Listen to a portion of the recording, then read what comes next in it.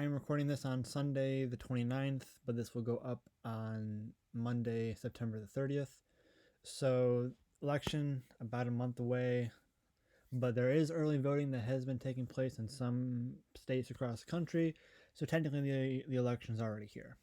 The election's already happening, but most of the voting happens on election day or the first couple days and maybe a week leading up to election day. So, September the 30th, we have polls. So let's kind of get into it. Let's look at the latest polls. President, North Carolina is even. Georgia and Arizona, Trump +1. Pennsylvania, D+1. D+2 in Nevada and Michigan. So Harris has a 2.5, 3-point lead nationally in the polls. Let's go to Arizona, where it is close, but Trump leads by 1. So let's go to yapms.com and let's go through the states. So solid blue states and then the solid red states.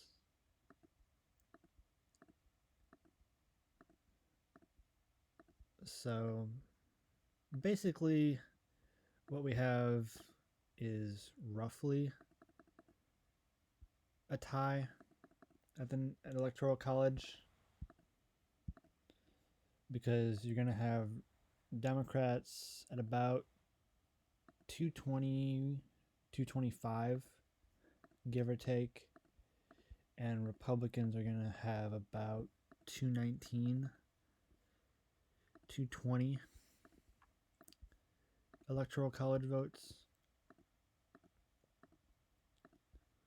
Fill in Nebraska's 2, Maine's 2nd Congressional District, Iowa, Florida, Ohio.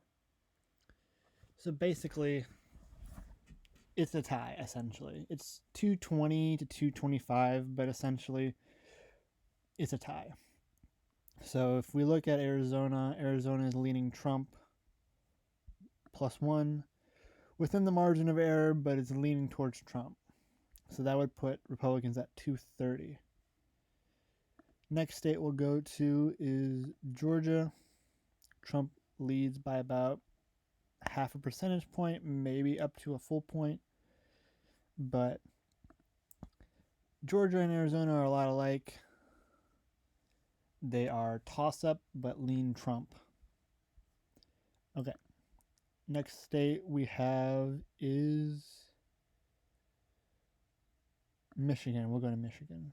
So it's a Harris by about 2 percentage points, 48.1 to about 46.2.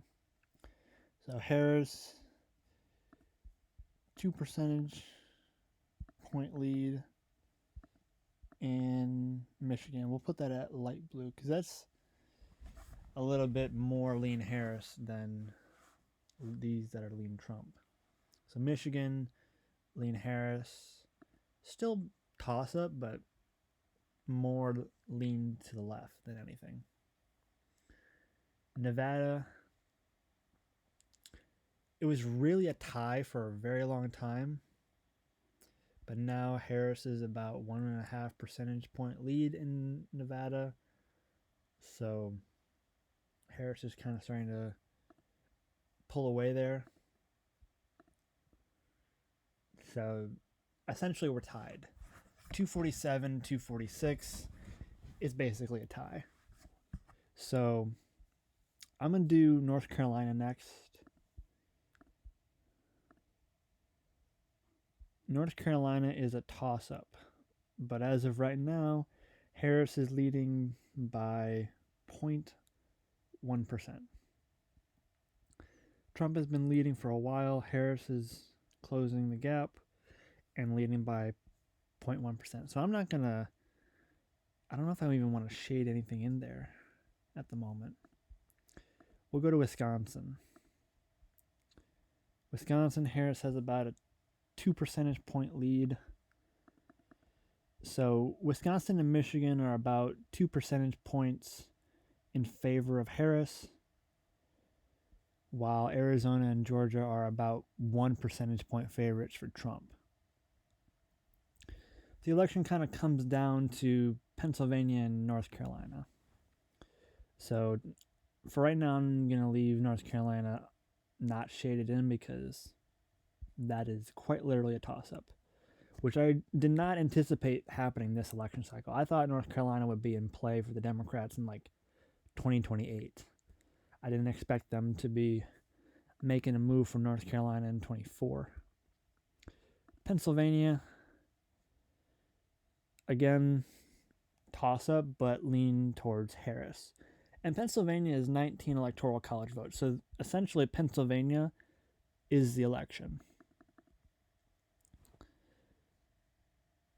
If Harris wins Pennsylvania, that would put her at 276.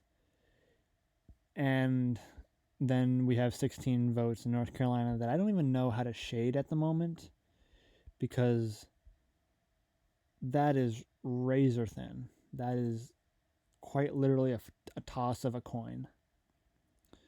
But since the polls are leaning towards Harris at the moment by a tenth of a percentage point, if Harris is able to flip North Carolina, that would put her at 292, 246.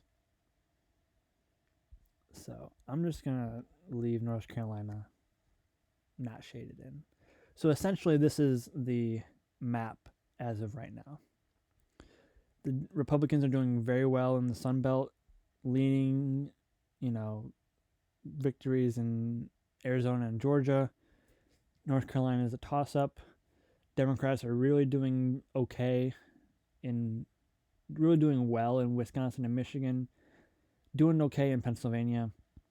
Basically, Democrats are winning the upper Rust Belt, plus Nevada at the moment. So, as of right now, 276 to 46. If North Carolina stays Republican, it ends up being 276, 262.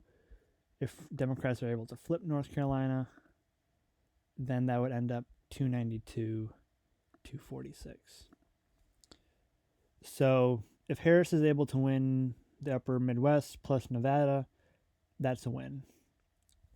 If she's able to flip North Carolina and remain competitive and keep Georgia and Arizona from 2020, then that would... So this would be the best case scenario for Kamala Harris, 319, 219. The absolute best case scenario for Trump at the moment would be keeping North Carolina, flipping Nevada, and potentially making a run at Pennsylvania. Like, that's best case scenario for Trump. So Nevada is lean blue at the moment. Pennsylvania is also lean blue. And North Carolina is straight toss-up. So, as of right now, 276, 246, with North Carolina's 16 votes quite literally up for grabs. So, that's how the election is playing out right now. Some states already have early voting, so if you're in a state that has early voting and voting is already happening, please get out and vote for the candidate you want to see in the Oval Office. So, as of right now, the election is a tie, but it is a tilt towards Harris. Trump is gaining ground in the Sun Belt. Harris is doing well in the upper Rust Belt. And this is how the map is. As of right now, time of recording, Sunday, September the 29th, 2024. And this will go out tomorrow, Monday, September the 30th. So that's the state of the race right now. So with that being said, that's the end of the video. Thank you for watching, and I will see you in the next video. Deuces.